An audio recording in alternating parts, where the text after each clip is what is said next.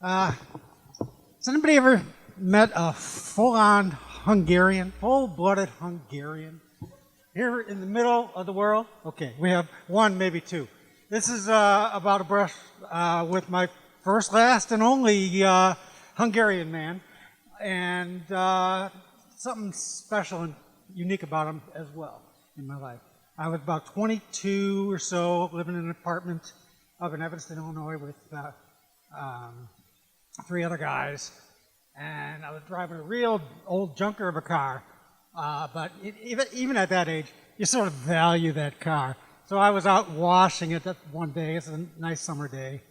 Can't even remember what I was doing for work at that point in my life, but it was a Saturday. So I was washing the car and maybe pulling out all of the fast food things and everything else that accumulates in a 22-year-old backseat. So while I'm out there doing that, there's another car that comes up the street and he sort of stops behind me. Might have even pulled up next to me. He tried to engage me in a conversation. Pretty quick, I'm a friendly guy, maybe a trusting guy.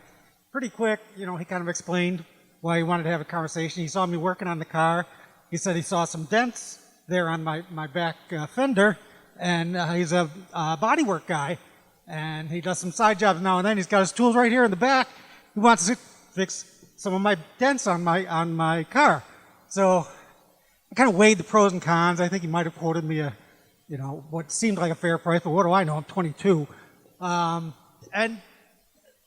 I finally decided, yeah, sure, let's do this. And I didn't have anywhere else to be while he's doing this work, so I'm just continuing to talk to him while he's sort of going about his business and just talking regular stuff. Very, very working class guy. Obviously, if he's hustling around for extra work with strangers on a Saturday. But, talking about having a couple kids, and he wasn't a recent emigre, but I was just sort of getting a feel, not just for him, but for certain aspects and values that were really cultural for him, and it was kind of interesting to me. When he was all done, we had gotten really friendly, exchanged a little bit of personal information here and there, and I also wanted to write some things down. I wanted him to just write up a simple receipt. I didn't know if my insurance company or, I didn't know if he had used spackle or something on my car, and I was going to drive and it was all going to fall off. So I wanted something to keep track of what he had done, and he was a little nervous about wanting to write things down, and it sort of made me anxious. Like, is he actually trying to rip me off? And I didn't realize it. What's going on here? After a couple of minutes, I find out he doesn't want to write anything down because he doesn't know how to write. He doesn't know how to read. And, he was vulnerable enough to tell me that. And it was the first and possibly the last time that I met, a full-grown adult. He was 32, 34, and couldn't read or write. It sounded like he couldn't even read or write in Hungarian, let alone English.